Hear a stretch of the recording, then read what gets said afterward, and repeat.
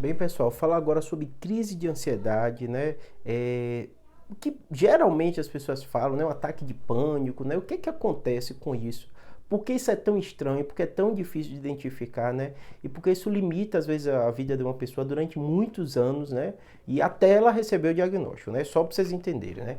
A lógica na síndrome de pânico, né, na crise, no paciente que tem transtorno de ansiedade, é normalmente um evento agudo, né? Então, muitas vezes a pessoa vem vivendo um estresse na vida, sei lá, problema familiar, problema no trabalho, coisas que acontecem no dia a dia da gente, né? E gera realmente ansiedade, uma preocupação para a gente. Isso acontece com todo mundo, né? Desde que todos os animais existem, até animal de estimação, todos esses têm realmente essa ansiedade, né? Mas muitas vezes a gente não sabe explicar por que algumas pessoas elas estão mais predispostas a ter uma doença, né? Que aí essa doença é chamada transtorno de ansiedade, né? E esse é o grande problema, porque isso ocorre da pessoa de forma crônica, né? Você ficar com medo, você ter um ataque cardíaco, você ter uma coisa, isso pode acontecer com todo mundo, mas de um modo geral, quem tem uma crise de pânico, né? Quem tem um ataque de pânico, né? Quem tem uma crise de ansiedade, isso acontece numa intensidade muito grande, que faz a pessoa sentir, né? O coração batendo muito forte, um medo muito grande de morrer, de perder a consciência, de enlouquecer, de perder o controle de si, né? Tem uma característica que a gente chama de despersonalização, a pessoa sente como se ela estivesse fora de si, as coisas às vezes têm proporções diferentes, né? A visão, a audição, né? Isso acontece de forma aguda, né? Muitas vezes acompanhada de sudorese, a pessoa tem um suor, a pessoa sente o coração bater muito forte, né? E todos esses fatores, né, acontecendo de forma assim tão intensa, faz com que a pessoa, quem está ao redor, todo mundo note que alguma coisa não está legal. Muitas vezes aí vamos falar por que é tão estranho para a pessoa, né? Porque na maioria das vezes a pessoa liga com alguma doença física. Fala assim, eu estou infartando, eu estou tendo um AVC, eu tenho um tumor cerebral, e muitas vezes ela até procura o médico inicialmente, né? E o médico faz uma série de exames, até porque para a gente médico é difícil inicialmente, falo eu como neurocirurgião, olhar para isso e ter certeza que isso é um ataque de pânico, isso é uma crise de pânico. Muitas vezes tem que descartar outras doenças. Uma epilepsia pode dar sintomas muito parecidos, né? Um tumor cerebral pode dar sintomas muito parecidos. Um infarto agudo de miocárdio pode dar um sintoma muito parecido.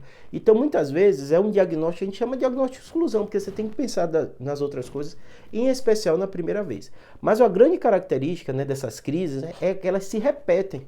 Então, normalmente, quando você conversa com um paciente, ou tem um paciente, sei lá, descobre uma doença, chega para mim e fala, ah, não, eu tenho também transtorno de ansiedade. Aí eu pergunto, como é que aconteceu isso, né? Óbvio, eu sou neuro, eu tenho que ver da minha parte, mas eu tenho que entender com quem eu estou lidando, o que é que esses sintomas podem ou não ser da ansiedade, o que pode ou não ser da doença, que você vou pedir uma ressonância, uma série de coisas, né? E a maioria das pessoas conta a mesma história, né? A primeira vez eu tinha 20 e poucos anos, geralmente é na juventude e adolescência, né? E eu passei por um problema, ele conta por uma X, e aí tive, o coração acelerou, eu perdi a consciência, eu desmaiei, eu fiquei suando muito, eu me tranquei no quarto, eu achei que ia enlouquecer, eu me debati, então tem esse fator. Fui no médico, fui na emergência, o médico disse que não era nada, me deu remédio para acalmar e sumiu aquilo. E aí a pessoa vai acontecendo isso várias vezes na vida dela, prejudicando a vida dela, ela muda o comportamento, ela evita às vezes contato social, ela evita sair, ela evita uma série de coisas com medo daquele evento acontecer novamente, né? Então a crise do pânico, né? A crise de ansiedade, né?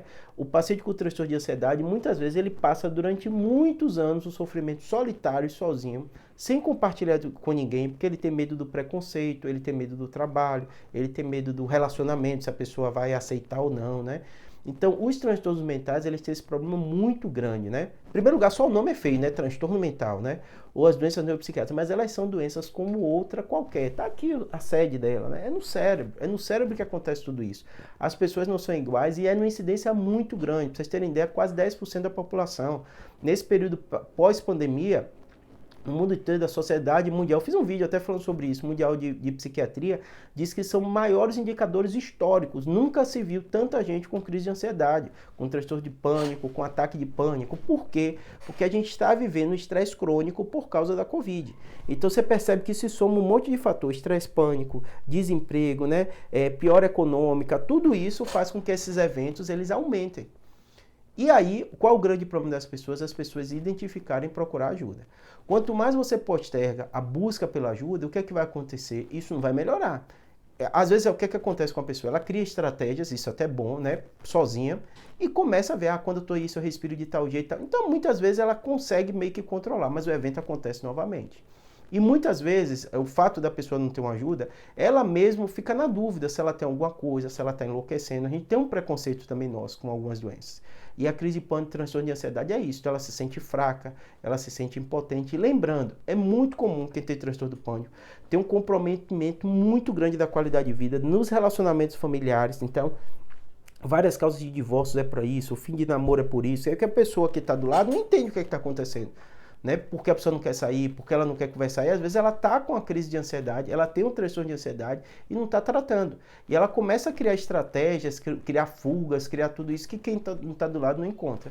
Emprego também é muito comum, uma causa muito comum de perda de emprego. Por quê? Quem tem crise de ansiedade aumenta o nível de cortisol, então a produtividade piora, a memória piora, né? A capacidade dela render no trabalho também piora. E aí vai somando esses fatores todos, né?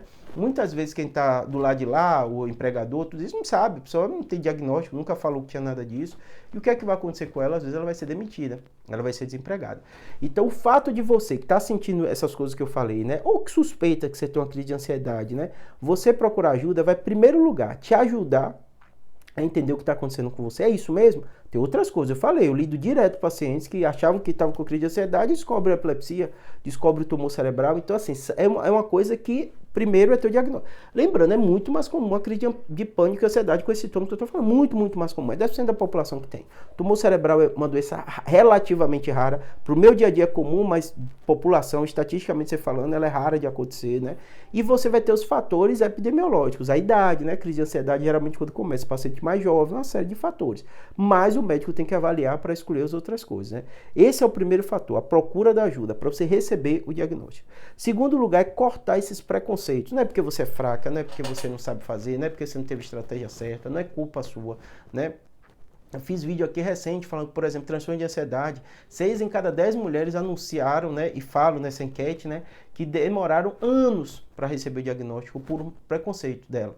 E grande maioria dessas começam o tratamento, pode ser psicoterapia, pode ser com comportamental, pode ser medicamentoso, geralmente é vamos dizer assim, interdisciplinar, né? Vão ter vários especialistas lidando com isso, melhora a qualidade de vida, volta a vida dela normal, né? E é clássico isso, é no mundo inteiro, não é só aqui no Brasil. Então o que é que você tem que fazer? Identificou que tem esses sintomas, identificou que eles estão incomodando, identificou que ele é mais comum, vai procurar ajuda. Júlia, eu não tenho plano de saúde, aqui às vezes no comentário as pessoas falam muito isso, eu não tenho acesso a médico, eu não tenho dinheiro e tal. Posto de saúde é uma doença tão comum que todo médico está acostumado a lidar. Em emergência chega com frequência, em consultório, né? Eu sou neurocirurgião, não tem uma semana que eu não tenho 1 ou 2 casos que eu dei o diagnóstico e às vezes começa um remédio e encaminho para o psiquiatra, né? Encaminho para o psicólogo, porque é muito comum.